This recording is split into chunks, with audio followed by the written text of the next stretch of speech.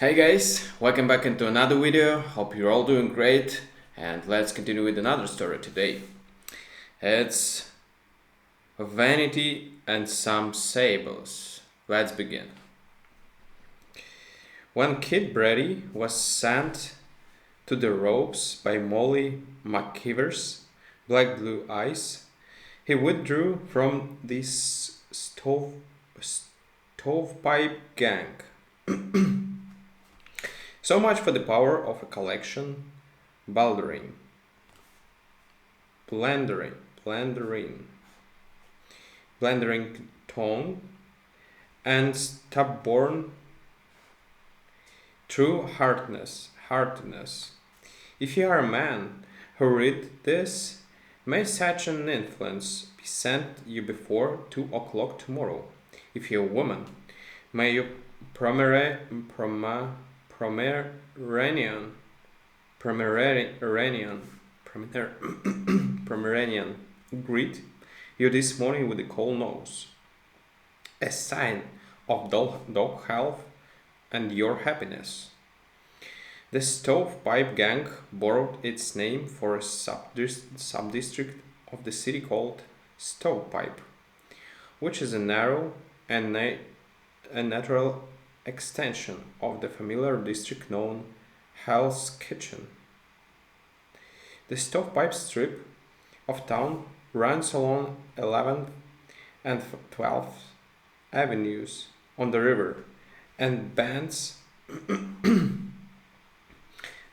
a hard and sooty elbow around little lost homeless DeWitt Clinton Park. Consider that a stovepipe is an important factor in any kitchen, and the situation is analyzed. The chiefs in Hell's Kitchen are many,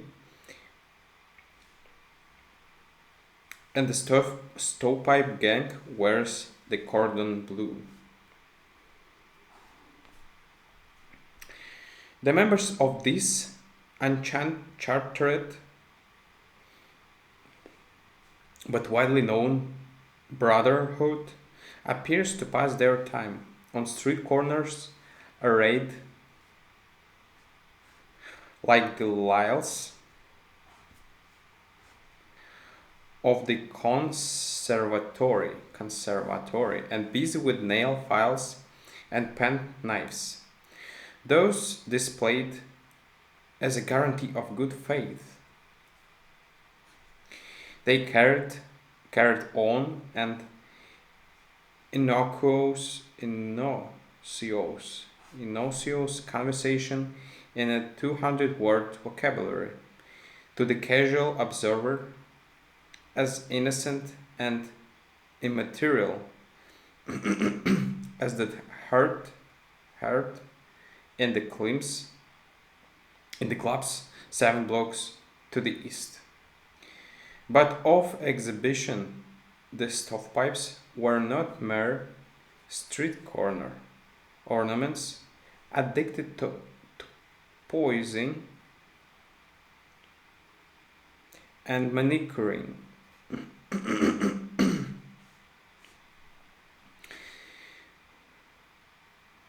Their serious occupation was the separating of citizens from their coin and valuables. Preferably, this was done by weird and singular tricks without noise or bloodshed. But whenever the citizen, honored by their attentions, refused to impoverish himself gracefully, his objections came to be spread finally upon some police station blotter and or hospital register. The police held the stovepipe gang in perpetual suspicion.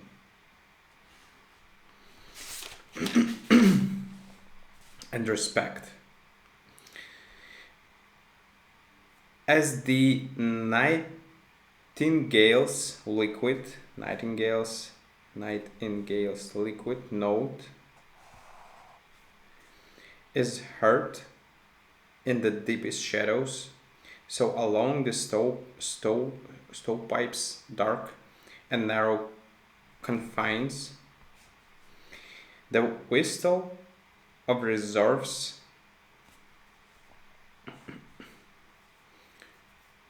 punctures the dull ear of night.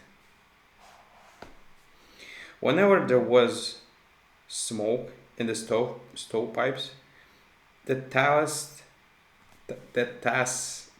tasseled man in blue knew there was fire in Hell's kitchen.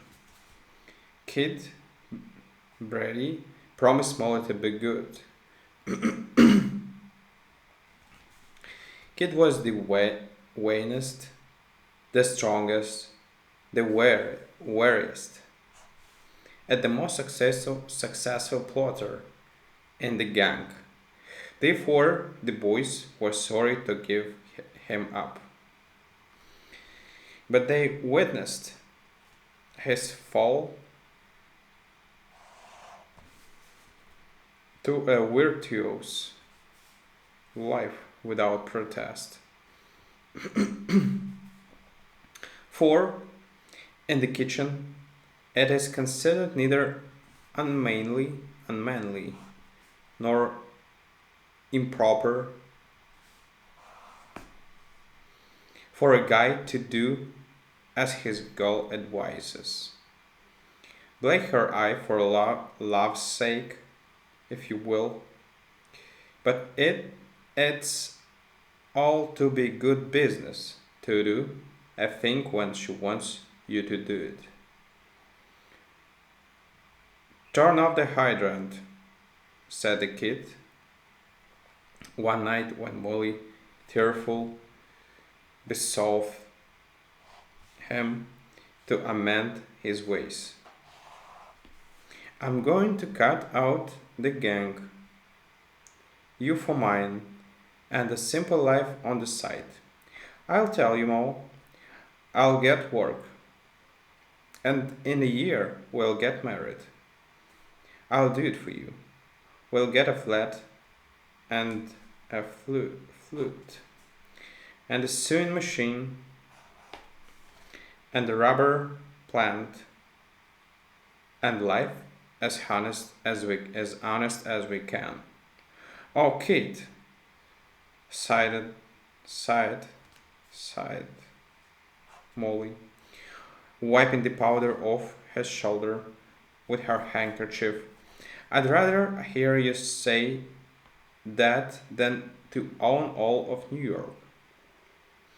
And we can be happy on so little. The kid looked down at his speckless cuffs and shining patent leaders with a suspicion of melancholy. I'll hurt hardest in the rags department,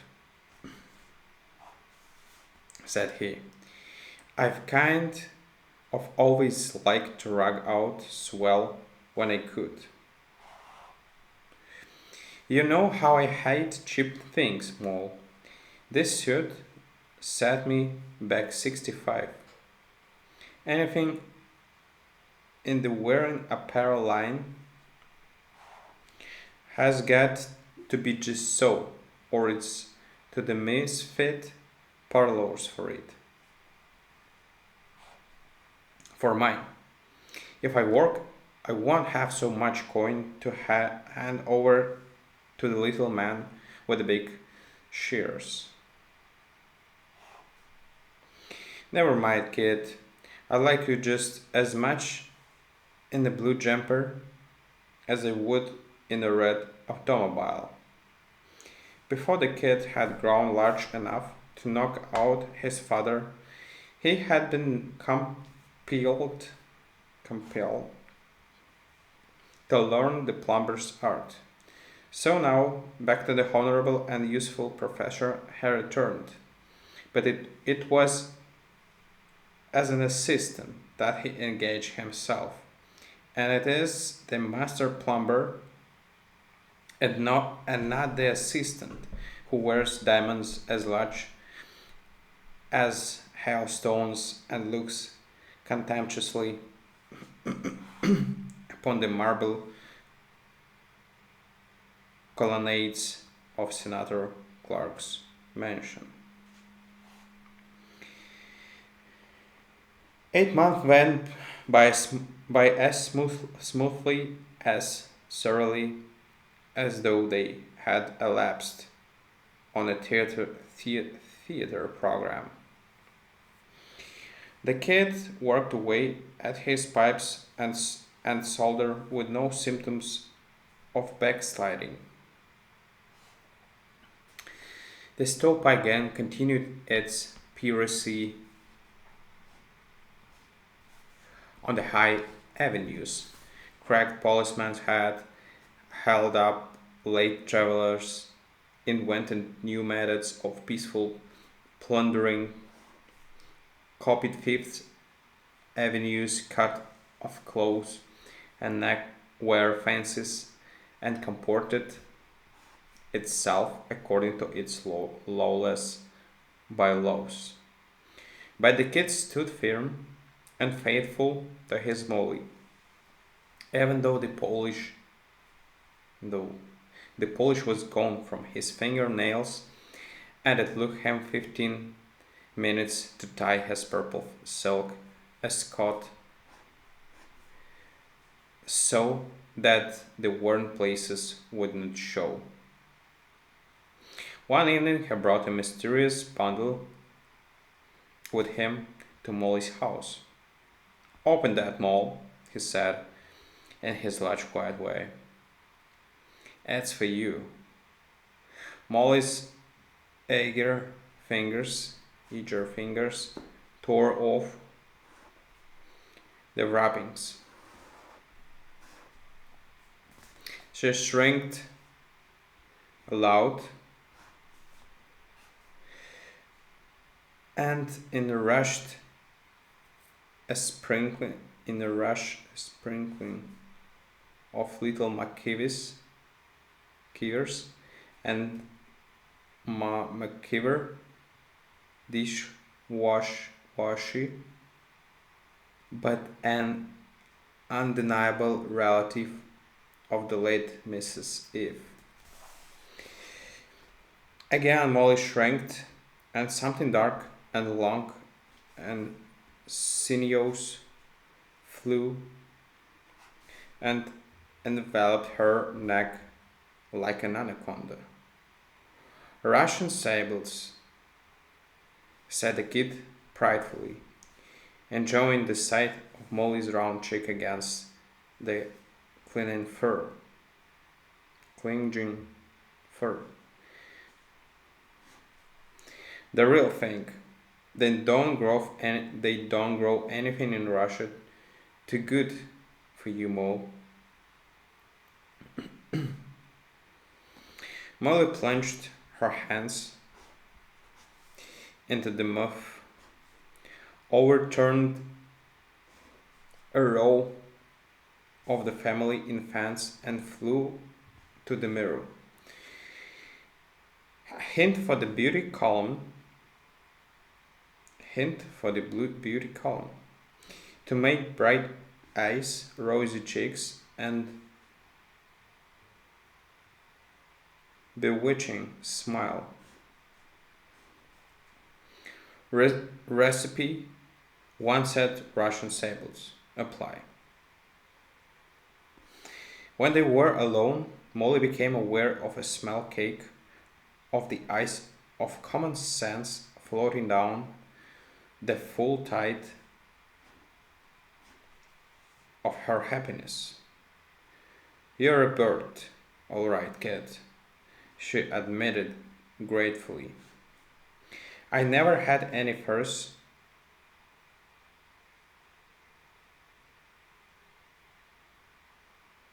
I never had any furs on before in my life. But ain't Russian sables awful expensive?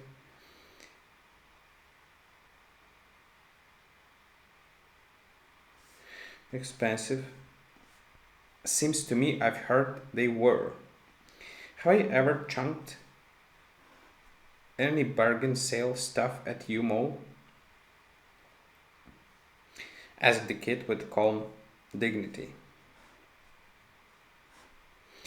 Did you ever notice me living on the remnant counter or peering in the window of the 5 and 10?